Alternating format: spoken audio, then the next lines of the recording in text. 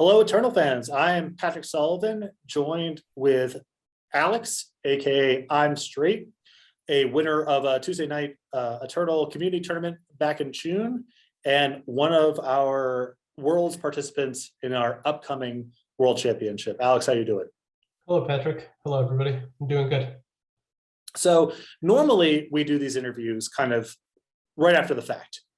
We cover one of our opens, a player wins or a player notches their second top four. We do the interview and it's ready to go. This one, we're going to have to travel back in time a little bit because if I'm correct, in June was when you submitted your slot? Yeah, it's been a little while. Yes. I think it was back in June. Okay, cool. So we'll try to pull out that memory as best we can, but if it's a little foggy, it's okay because I know it's been a bit. So before we dive into all that, how long have you been playing Eternal for, and how did you get your start in the game?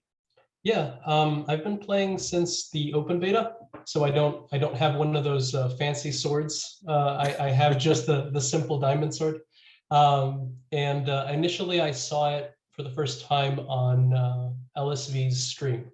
I was there to see some cube drafting, which is something I enjoy doing, and I got to see kind of the game. I got to start playing it. I really enjoyed it.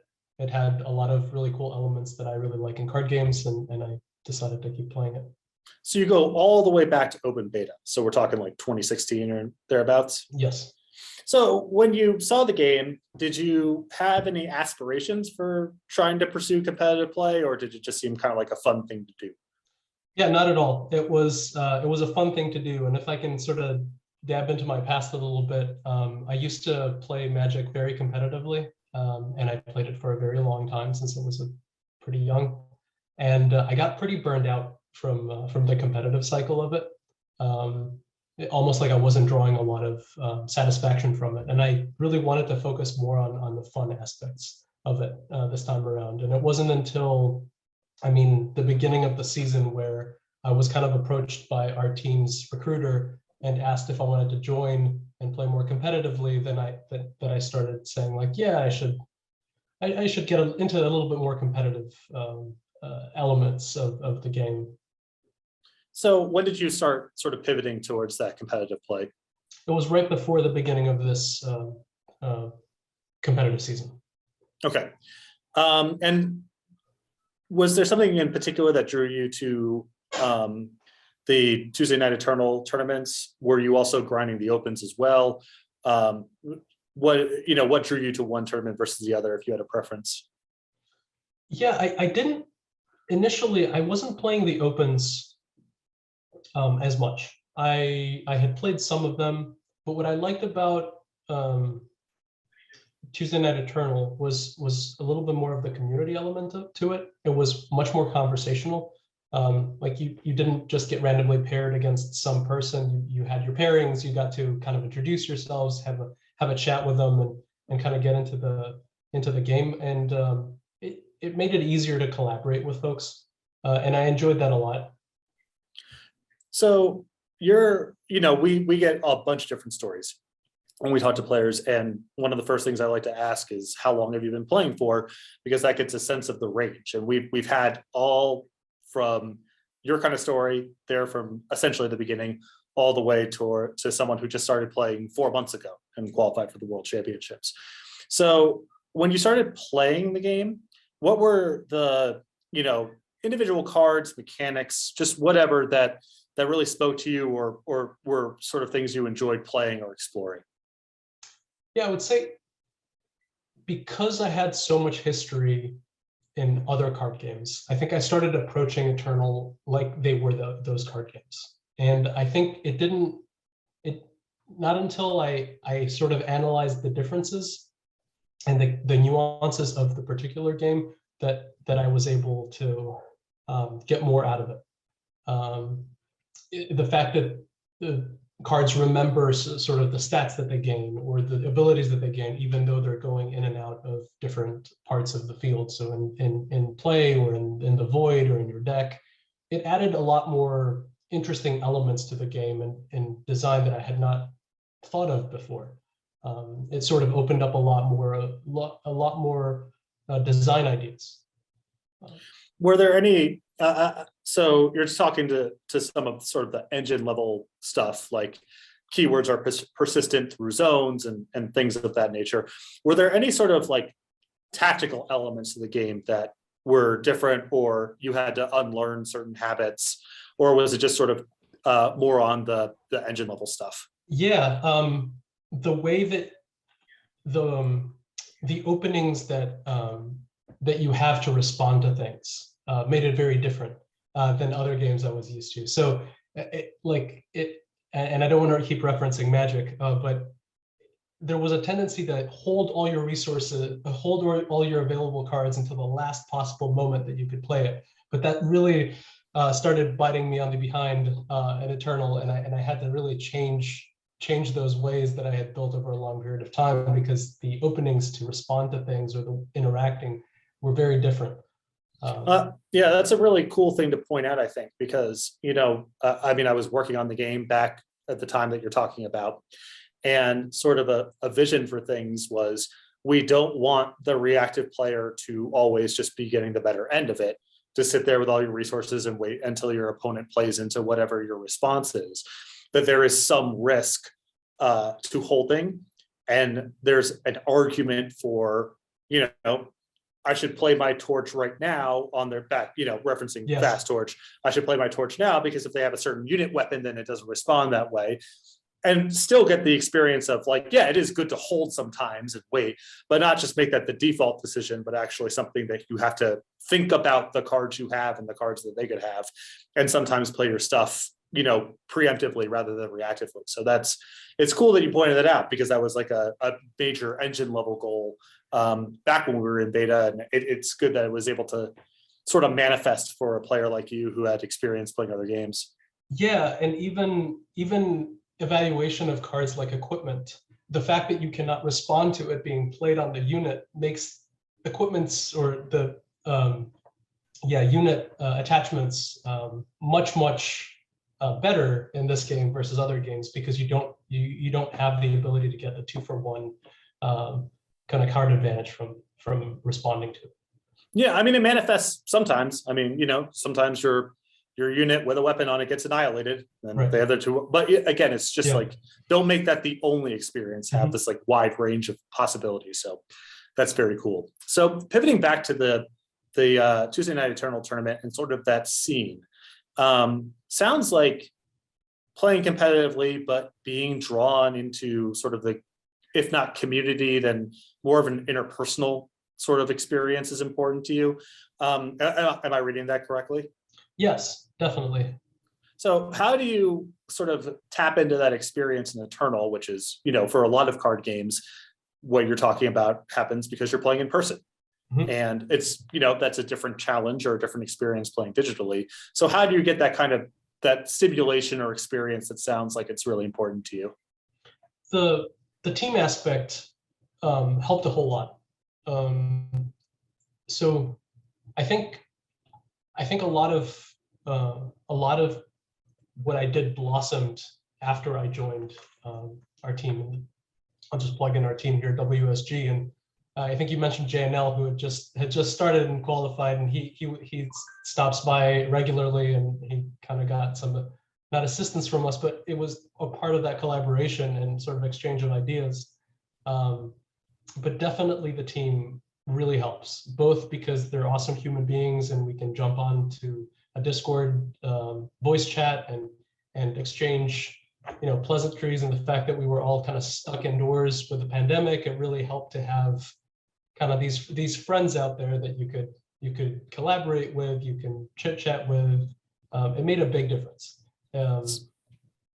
So as far as like that sort of, you're talking about the team sort of testing and interacting, how much of it is like we're preparing for a certain event where our heads are down on the specific format versus this sort of like ambient effort to accrue knowledge and skill and be ahead of the metagame, and, sort of, I guess the difference between generalized preparation versus really focused and specific preparation.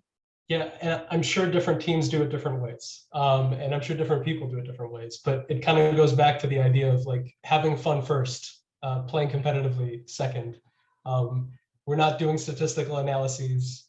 we're not going to sit and grind like test particular matchups over a long period of time and do like 50 games, 100 games. It's not that it's too much work, but it starts removing the fun element from it. And I think it's more about exchanging novel ideas, like analyzing general strategies that exist, finding what their core is, and maybe how to approach attacking those strategies in a different manner. At least what I get from our team is it's more about the ideas, exchanging ideas and analyzing those rather than grinding on a particular. Yeah, that makes a lot of sense too, because I think you do hit a diminishing returns on the 100th game or the whatever. Like at a certain point, what are the odds that you're going to change your power base or change a market target is pretty unlikely relative to the time spent. And sort of talking about stuff in more of a broad strokes conceptual space, like then someone can pick up the ball, build a deck, and play 10 games and say there's something here or there's not. Yeah. But I think that sort of repetitive testing is, and I think you said it well too, like it speaks to burnout as well. Like at a certain point, the game can be kind of numb and repetitive if it's just the same 75 or 80 cards banging against each other. So I like that you found a process that sounds like it's good for getting the information and the results while not being this like numbing, low yield grind. That's really good. Yeah, I'm really happy with where we're at, and I'm really happy with the folks that I met on our team, and I just enjoy hanging out with them. So how big is the team right now? Oof, I'm not prepared. I'm gonna say that we're about 12 people, maybe. Okay, cool. And do you know offhand how many of y'all are qualified for Worlds? I think it's just myself. Okay. There's a few folks that hang out in our Discord often. Theo, the Overmaster being one of them. He's also qualified, but I think it's just myself for now. Are you feeling any sort of like special pressure to represent? I mean, you've spoken about your team being a huge, both competitive and personal asset. Is there this feeling of you're not playing just for yourself, but for the whole squad?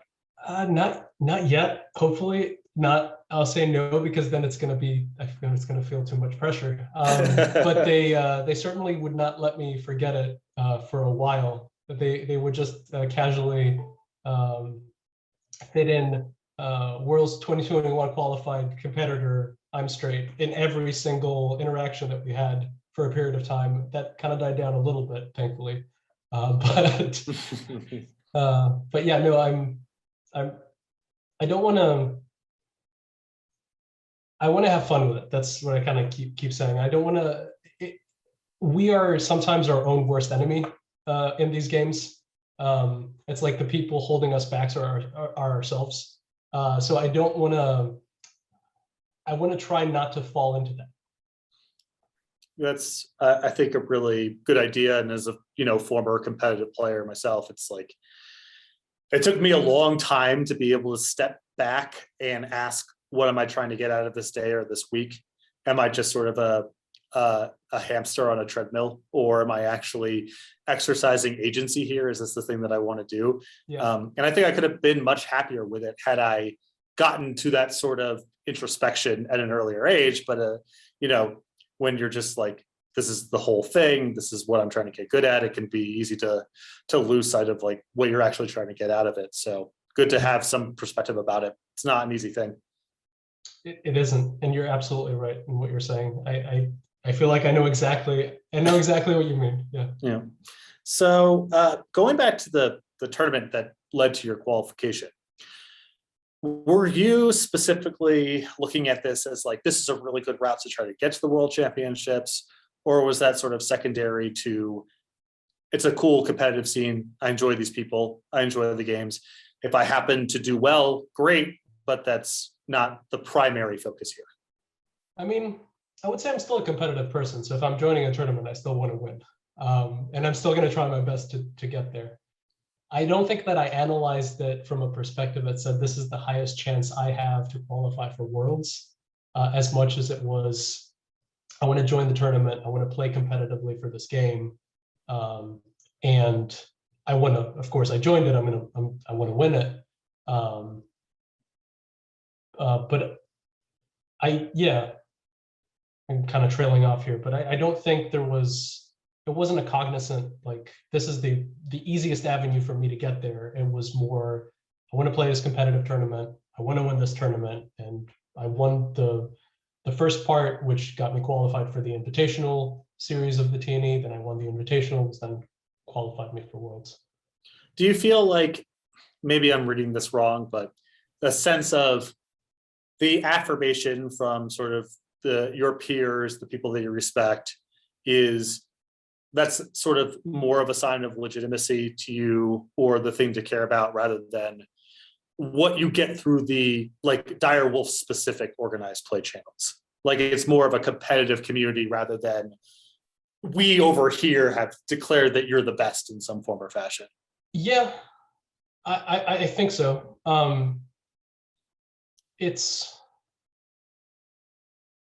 Yeah, let me think about that for a second. It's a tricky question. It is a tricky question.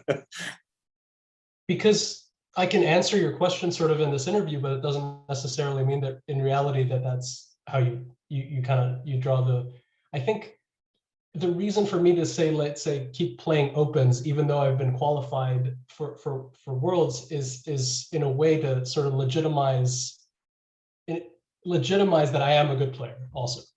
Like, it's not so much that, hey, I got qualified for Worlds and therefore I don't need to do any more work.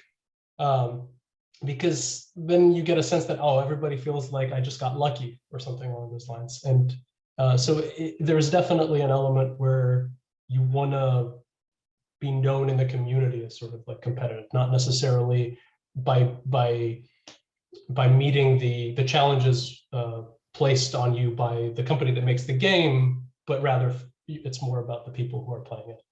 Yeah, no, I totally feel that. I mean, you know, you can look at organized play for other games, and there are the people that are highlighted by the company or the organized play system that promotes them, and then there are the players that the other skilled players go, that's one of the best players. Often there's overlap between the two of those things, but not necessarily.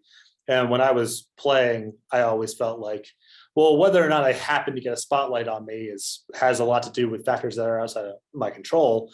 But if the players that I respect me as well, then that really counts. That's more affirmation than I could ever get from some executive or some organized play lead saying, let's do a feature on this person or whatever. Yeah, that's definitely true. So what's your sort of competitive participation with the game been like since June until now? You mentioned you've been playing in the opens a little bit. There's sort of this generalized preparation that's going on as you prepare yourself for Worlds and just sort of work with the team that you enjoy working with. But obviously the stakes are lower once you're qualified for Worlds. So are you just playing a lot in the ladder? You mentioned the opens. You know, what is sort of your like weekly or monthly Eternal regimen kind of look like at this point? Yeah, I would say due to like life work changes and such, it just diminished the amount of time that I had to spend on games in comparison to the beginning of the year.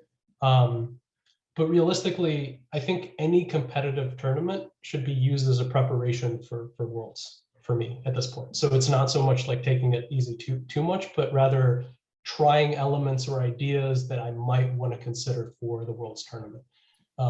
It's almost like a slow preparation. That's how I'm looking at it.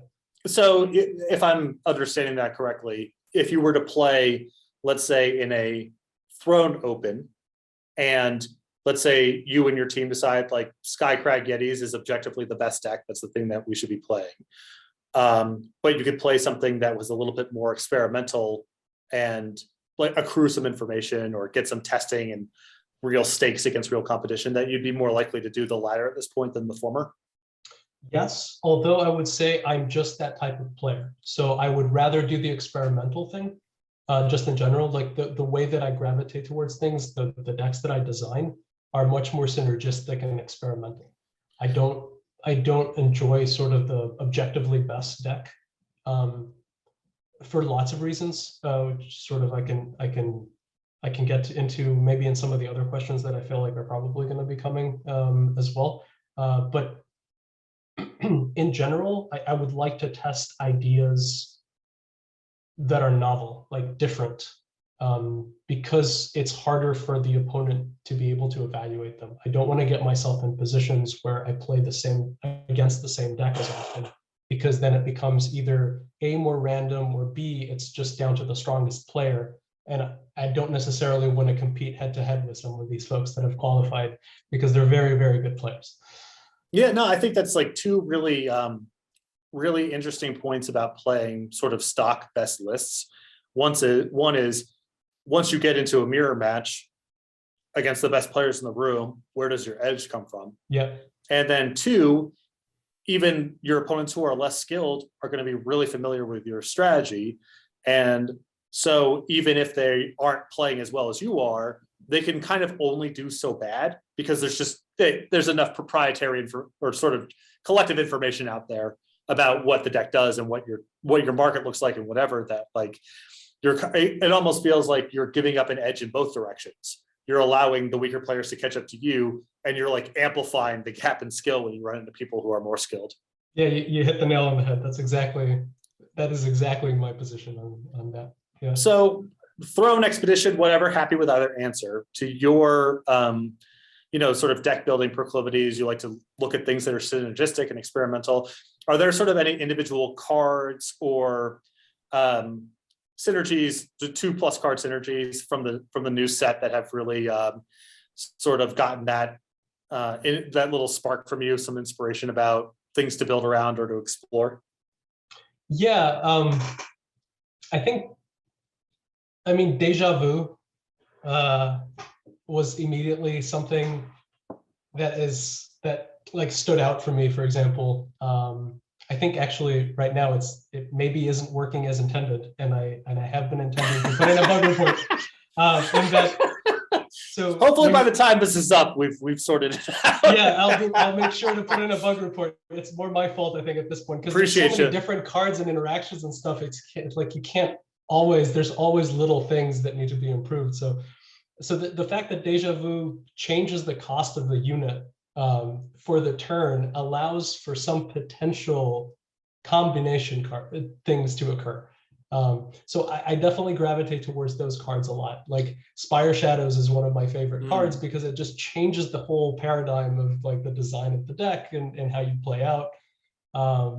Eccentric Officer is another one that is both got me qualified, but also is a card that I really love, those kinds of cards. That's a great, I will tell you that I have started submitting a lot more bug reports playing with Veteran Mercenary and Incarnus than I have maybe leading up to that, because there's just random stuff emerges that, right. You're the one in whatever million player that's discovered this interaction or whatever. And I'm sure you and I are fellow travelers in terms of the one-off bug reports coming up. Definitely. Cool. So, you've mentioned some of your time diminishing for various real life reasons. Can you give us a little insight into sort of your professional and personal life and how that intersects with playing Eternal and testing with your team and all of that?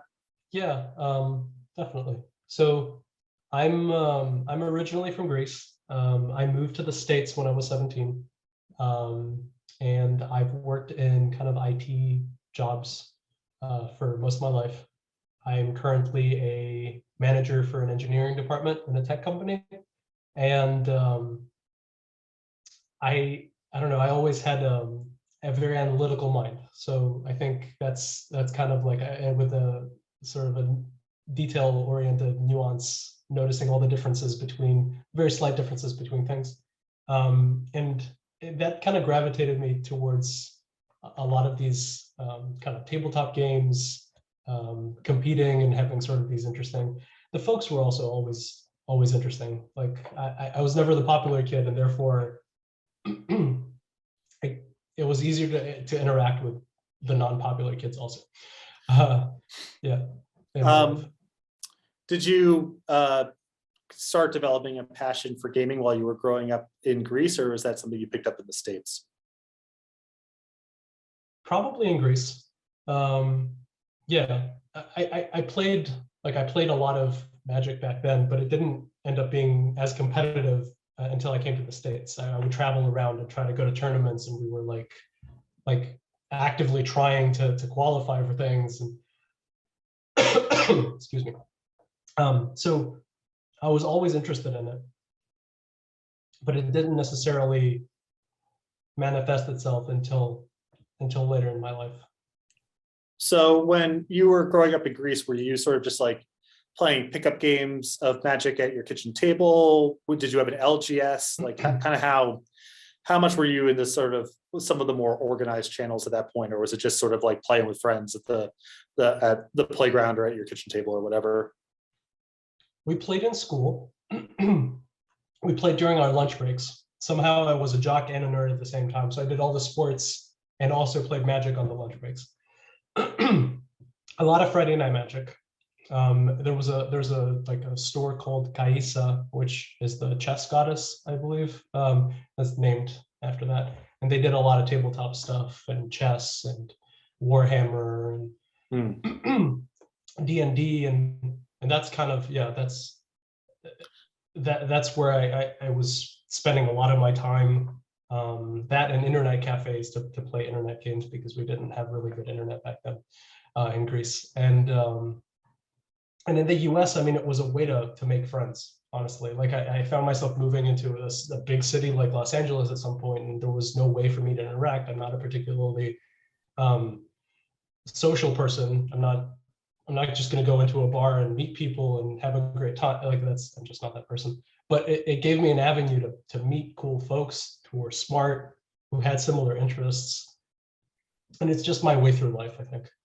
So did you end up moving to the United States with like a year or two of high school left, or had you graduated from essentially the equivalent of that in Greece by the time you moved? Yeah, I graduated when I was 17 and I moved for college. Okay. Where did you go to school? I started off in upstate New York at a community college there. I then transferred to a community college that was in Los Angeles after I moved to Los Angeles. And then I transferred to a regular four-year college after that. And after like changing my major, I don't know, 12 times maybe, I decided to drop out. I worked my way over a long period of time. Upstate New York to Los Angeles is quite the move. Yes, it was driven by parents, I guess, more than anything else. So my dad and my stepmom lived in upstate New York when I moved from Greece. And then eventually they moved to Los Angeles, and I stayed up there for a while, and then I decided I would come join them. And that was when I was like 19 years old. Is there between upstate New York or Los Angeles, do you have a preference for one or the other? I loved upstate New York. It was very rural, like beautiful sky at night because there was no lights, city lights or something like that. I've left Los Angeles now for a little over a year, and even though I was there for over 10 years, I do not miss it a single day. So, that probably tells you something about it. I'm more of a small city kind of person. We have, setting aside the move from Greece, we have fairly similar stories as far as it goes. I grew up in New Jersey, spent a lot of time in upstate New York because I had friends that went up to college at RIT or Syracuse, and then there was occasionally some card tournaments in Toronto, just right over the falls. And lived in Southern California for 11 years before moving out to Denver to work at Direwolf. Also dropped out of college and just sort of sorted myself out along the way. So a lot of analogs there. It's cool. Like I think you said something really interesting there about the gaming stuff being a bridge to find people with similar interests, and how daunting that could be. New city, new country, whatever. Yeah. Especially if you're not the type of person to just like go to a bar, go to a game, and try to meet people. And yeah, gaming's definitely done the same thing for me over the years of no matter what city I'm in, I know I can find the shop. If I'm playing a game online, I still got my people on Discord or whatever. And there's a way of getting a sense of familiarity and comfort, even if you're in environments that are a little unfamiliar or uncomfortable. Yeah, and it's definitely also really nice to be challenged, which I think doesn't necessarily happen. So when playing competitively these games, the folks are probably relatively smart. You don't run into the smart folks at your average day-to-day necessarily. And that sometimes is frustrating. And it's really interesting to be able to exchange ideas with folks who can challenge you as well. Oh, and one other thing I wanted to hop on there about some of our shared interesting similarities is the combo nerd jock paradigm, which I also had in my youth, not so much anymore. What were the sports that you played growing up? Oh, I did literally every single. I played tennis, I think the most out of all sports that I did, but I played in every school team. I was a goalkeeper for soccer. I played tennis. I did track, basketball. Yeah, played a ton of basketball, a little bit of American football, but yeah, I loved being able to kind of jump between the two things as the seasons were positive or negative for playing certain sports. Did you ever have any aspirations of like playing sports competitively, like as an adult? Like, I know professional was a high bar, but was it something that you ever saw as a career path, or just something that you just enjoyed doing? Yeah, tennis. I think there was a specific moment where I decided, like, I'm not going to do this professionally. I should trickle off it. Yeah. What was the epiphany of it not seeming like a good idea to try to pursue it at that level? I think it's similar to the way that we were talking about burning out, trying to do something really competitively. It's that, like, really committing to something, overdoing it, burning out, not seeing the results that you're like hoping to see. It's a very similar pattern, both to tennis, to like card game competitive scene. Yeah, so that's why as I grow older, like you mentioned, it's like something you wish you had known when you were younger. As I grow older and I analyze things differently and I have different priorities and different important things in my life I need to take care of, like my daughter, it changes the way that you think about life. Yeah, for sure. And it's really like, as someone who follows a lot of professional sports, it's like the gap between the best player in the league and the 200th best player in the league is so narrow compared to like the population overall, that obviously all the work matters. It does all add up, but as you said, you can't see it. So if you're not like falling in love with the work, if the grind of it is not enjoyable, it's really hard, because you actually do need to grind to play at that sort of level. Right. But if you don't fall in love with that process of it, then it's repetitive, it's opaque if you're ever getting better. And and a lot of people try and fail. It's like really disheartening, definitely more with professional sports than any card game, because it's just, the stakes are so much higher. But yeah, I can really appreciate sort of the sense of trying to do this thing well and competitively and acquit yourself well and have the respect of the people that you play with and against, but trying to balance that with like a fulfilling and complete life. You mentioned your family and other interests. And do you feel like you've gotten, into a good spot with Eternal, kind of within that framework of just feeling like I can strive at this and succeed and not hate it, not have it spill over into other elements of my life? Like, do you kind of see the last year as a sustainable pace for how you can play and compete and enjoy things? Yeah, I'm going to say yes, definitely. Although I'm not going to lie to you, if I have a bad Eternal day, let's say, it affects other parts of my life too. Mm-hmm. Like you have a series of like bad mistakes and you're in a bad state of mind that day in general. You're holding it against yourself. That still affects you a bit, but I would say yes to the overall question. So now typically at this part of the interview, we open up the floor for any questions that you may have for the developers, such as myself. Now, again, I always say this, and sometimes this part gets edited out and sometimes it doesn't, depending on how the conversation goes. But I can't necessarily answer everything that one in your position would like to ask, but I will do my best to answer as honestly as I can. Mm-hmm. No, I appreciate that very much. Thank you. So I'm curious from a game design perspective, being that the game is digital, and it allows for changes both to happen to cards, but also for interesting design elements that would not be able to be done on a more physical game, because players would have to keep track of changes or anything like that. Is there anything that you feel like you guys have not done yet that is a very interesting design space to go into? One example might be the Brody. Is it Brody? I'm terrible with card names. The rocks. The one where you inspire it. Something happens and it also gets a copy of it in the deck. So I feel like we strive to thread this needle between the game is digital. We should celebrate that. There's a lot of cool design space that emerges once you no longer are tethered to something physical.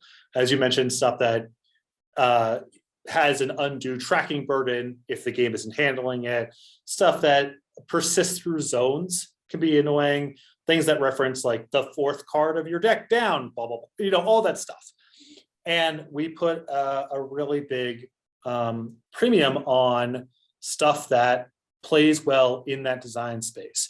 Inscribe and Contract are not necessarily the most ambitious executions of like everything you can do with digital, but I would say Inscribe is much easier to do in digital than physical. There's no pulling a card out of the sleeve or any awkwardness, it just works. And Contract, it does have a tracking burden in physical, where it's like, well, I paid it all last turn, or I have one to carry over to the next turn. So we do look for those kind of mechanics for sure. At the same time, the word that I go to is like corny, but like we can't just be doing things for the sake of doing it. Mm-hmm. It can't just be, we have this digital sandbox. What's the wildest, wackiest thing that we can do? Principally, it has to play well first. And then second, if it happens to tap into something digital, or if we can change the mechanics slightly to really get into a digital space, that's phenomenal. But we have to start with the principles being good. And an example that I go to a lot is Warcry. Warcry is digital only in that it would be overly laborious to be tracking in paper for a variety of reasons. But the fundamentals of the gameplay are really solid, both because, encouraging attacking, the fact that cards being modified gives new context or just produces novel situations. So it has to be both from my perspective. Cool. Awesome. Thank you for the answer. I have my next question. I'm going to preempt by saying I am a combo player. I love the decks. That's not the same sentiment that everybody feels about them. So, and I know that we've had a lot of conversations, and I've watched the Ask the Devs stream where you guys kind of gave some ideas about how you felt about combo. So I don't necessarily want to ask specifically about that, but what I would like to ask is there a general amount of time that you guys think that a game should last? Meaning, like, a game should last at least 7-8 turns for it to be fun. Like, it shouldn't end on turn 3. It shouldn't end on turn 4. Is there like a threshold? And it sort of goes back to combo in a way, but it goes back to aggressive decks and in other ways. So a lot of it to me has to do with, I imagine it more as a bell curve of, there's a sort of a hypothetical ideal target. It's not like a number that we have on a whiteboard somewhere, but we have a sense of it. The edges are really good for the sake of novelty, of the feeling of, well, in a game, anything's possible. But the edges typically don't play well in the aggregate. Games that are over on turn 3, either because of some really fast charge draw or some combo emerging, that experience can be okay 1 game out of 200. It's not good 1 game out of 10. And so we need to be somewhat consequentialist about it. Like we have a, we believe that the robustness and the variety of play patterns is a really good thing, that every card in the game is someone's favorite card. There's a place for all of this stuff. We make a wide array of cards mechanically because we know there's a lot of different players who play the game for different reasons. And so we want that to exist. We want the possibility space to be wide. And we actually want the weird stuff or the edge cases to emerge every once in a while. We don't want it to be fake. Like we do want those sort of combos, some super long games, super short games to be part of the range. But we don't want that to be even a sizable minority of the experience, because I believe, and I think the other designers believe, that those games on average are less healthier than the games that are sort of at the top of the bell curve, so to speak. So to speak to the combo thing specifically, here are the things that I really look out for that are like red flags for me. One is one player monopolizing the clock / is the rope coming into play of it's not that fun to sit and wait. And once we're passing priority back and forth to each other to avoid like timing out, we're sort of playing a different game we didn't sign up for. So I'm really skeptical of that.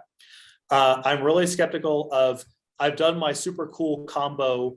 I've accrued this significant advantage. Now we play for 8 more turns. The more that the combo is like, and now the game's over in 1 or 2 turns, versus, and now we keep playing with you being locked out or whatever. Way more in favor of the first camp than the second camp. And then the last thing is like, how inscrutable is it? So if you look at certain combo decks that are, I'm going to trigger Destiny a bunch of times in 1 turn to do X, Y, and Z. One, frequently that runs up into the rope sort of issues. And second, there's this, wait, what's going on? Like I can't actually tell why my opponent's drawing cards and where are these cards coming from and how are things swapping zones and when did that thing get Destiny, all of that. So those are not like binaries. It's not like yes or no, we do the things that don't do that and we don't do the things that we do that. We do indulge in some of the riskier stuff from time to time because it's fun as part of the range, and 1 game out of every 1,000 is cool. That's part of it. But when a deck or card seems like powerful and consistent and reliably runs up against those sorts of issues, I become very skeptical of it. But combos that are more about, I did something cool. And lastly, like the more that the game gets played on the table leading up to the moment where your combo goes off is way better than I'm just manipulating my hand, manipulating cards on the top of the deck. Just hypothetically, a deck that was built around a combo deck that was built around a relic that has to be in play for a couple turns and there's interaction points and some transparency about what you're doing. I have a lot more appetite for than I'm just second sighting my clock roach over and over again. And now here's with a crown of possibilities in play. And now here's one like inscrutable combo finish you can't interact with. So it's not like, these are not pass fails tests necessarily. There's like, they're just heuristics to guide you. But those are the things that I look out for combos that I have an appetite for being reasonably strong versus stuff that I'm like, it's cool if it's part of the range, but we should not be going out of our way to make this powerful. No, that's very fair. I don't know how many questions I can ask, but I definitely have more of them. One of the things that I've noticed for a lot of cards being changed or decks being nerfed is sort of the repetition element of it. This is coming across as very repetitive. It's really trying to do this like 2 things and it happens every game. The more market cards that get printed, it seems like it assists into decks being able to be able to do that very specific thing that they'd like to do in a very consistent, repetitive way. Sort of looking back at all the different market cards that have been printed, are there any regrets potentially for how much access to market there is, and could that be a reason why, let's say, this expedition's season does not have any market access? Well, I would say it's more of an experiment. There's sort of this interesting notion that if you did enough invoke and inscribe and other mechanics sort of in that space, could you replicate some of the market experience without some of the repetitiveness that could be engendered. Because to me, the market sort of broadly fulfills two things. One is I've drawn too much power or too little power, or I have an annihilate, my opponent's not playing with any units, swap it out for something useful.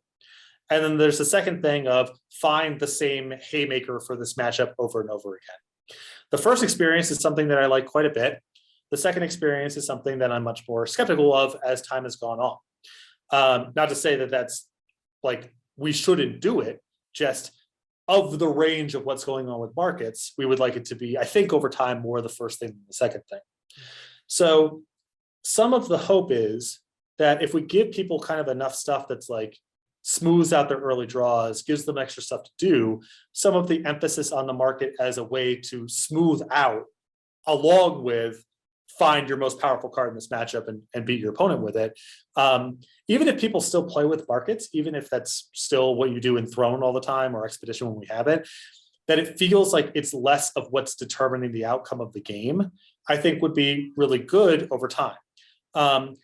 As far as regrets go, I would say no. I mean, when we first did the merchants, there was a goal of like, we want these to be good. We want these to be disruptive. We want this to materially impact the experience.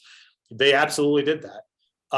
And the way that we guaranteed that they would do that is put them out the door super pushed. And it's not surprising that over time, we've dialed back some of those designs because we wanted it. We knew eyes wide open, we want this to be juiced and materially change the experience when those cards came out.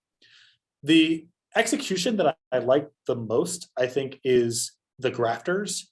I really believe in those because one, a lot of what you're paying for is the body. With the merchant, a lot of what you're paying for is how efficiently it gets things out of the market. So the fact that it's more about the body that is there, you know, like a 2/2 regenerator for 2 is like, that's a game piece you'd consider. It's it does some stuff. That's more of what you're paying for than the ability to swap, because paying 3 is so much more than paying 0, which is what you do with the old ones. And second, because they modify the units, there's additional stimulation of like choosing what to do in your hand. And there's also an incentive to put a unit or 2 in your market, because there's times where comboing Vine Grafter with, you know, Vara or whatever is sweet, because putting regeneration on Vara is sweet. So those, I think, really stand out to me as like the right way to do it. Make it more about the body and make it so there's some synergy involved with the card, that it's not just playing the 5 best cards on great, but rather like trying to set something up at least some amount of the time. And then explore other mechanics that give people more stuff to do. So you don't need the market as much to sort of smooth out the too much power, too little power, I drew a dead card in this matchup sort of stuff. It's complicated. And it comes across in the same way that you're talking about, like you're not able to play your grafter, activate it, and play the card from your market in the same turn. Realistically, it's something that you'd get value on like over a couple of turns and not come across. And I think that's a big part of improving the trying to improve the market experience in certain ways is just like, does the other player have a turn to brace themselves? You know, like there's a big difference between okay, you probably got a Zindel's Gift, and now I sort of need to prepare for the next 2 turns or the next turn maybe for that card to get played, versus suddenly a Zindel's Gift is in your hand and being played. And so I think having the power gate that the grafters do, it's not all the time. There are times where, you know, you can go like grafter, use it, do the thing in 1 turn, but often that's a game that's gone on for a long time. It's really rare for that sort of thing to emerge in like the 5, 6, 7 turn games. So, and none of this is to suggest that like I have regrets about the market or that there's like something fundamental we need to change about it. Just we've learned a lot over time. It does a lot of positive things at certain rates and frequencies. It does some negative stuff at certain rates and frequencies. And there's a lot of room for iteration and experimentation. And we're just going to keep doing that because we want to keep the market, you know, it's part of the game. And there's a lot of about that we like, but you know, we like anyone else, we learn as we go. And and also the goals can change sometimes too. Like I said, when we made the merchants the first time, we really wanted them to be sure that they would show up and change gameplay. Now, X years in, people are kind of used to the markets. It's less important for us that like this new cycle of merchants absolutely has to be an A+, 10 out of 10. There's less pressure too. So some of it's updating as goals get modified or new information comes in too. Yeah. I don't know if I have time for one more question. Okay. And solely because you mentioned kind of adjustments. And I know there's a million questions that get asked about like nerfs, unnerfs, and such. Are there some ideas about utilizing kind of the idea of buffing other cards more so than nerfing cards in a way to change the meta game a little bit more than sort of like, oh, this card emerged is really good, let's scale back and let people go back to the things that they're used to? Definitely. The issue with that path is often one of efficacy. When there is a card that is in tier 1 and we remove some rate from it, we can be really sure that things will be materially different. Yeah. Maybe the deck's still good, but we know that we've taken it, we put a dent in it, no matter how it shakes out. If a card's not presently in tier 1 and we add some rate to it, that is less reliable of a way of shaking things up. So we like to have both tools in our tool belt, but one of those is a lot more effective at making sure when we update and everything's live, it's different. The nerf is more guaranteed to be effective than the buff, but the buff should be part of the range too. And, you know, as we have live balance conversations, I think we focus more on potential buffs now than we used to. It's just often the impetus is something we see on the live metagame doesn't look right. And the easiest way to fix it is to take some rate out of something in the deck. That makes a lot of sense. Thank you very much for answering all my questions. Oh yeah, no, those are great questions that I'm happy to answer. So thank you for them. I know you're pressed for time here. Got to go. Is real quick before we shut down. Any shout outs you want to give to people, teams, and if there's any social media / streaming stuff that you engage with, if you want to point anyone to any stream, any website, whatever, the floor is yours. I would like to thank kind of my team, We Stream Games. It's a wonderful group of friends. I encourage everybody to kind of stop by our Discord and hang out. I've done a couple of streams. At some point, I'm sure I'll jump into it and do a few more when I have time, but I have nothing else to really plug. Okay, well, I will let you get to it. Thank you for being so generous with your time. Really thoughtful set of questions and answers from you, which, you know, makes my job quite a bit easier. And good luck in preparing for the World Championships. And I'm very excited to watch you play in that shortly. Thank you very much.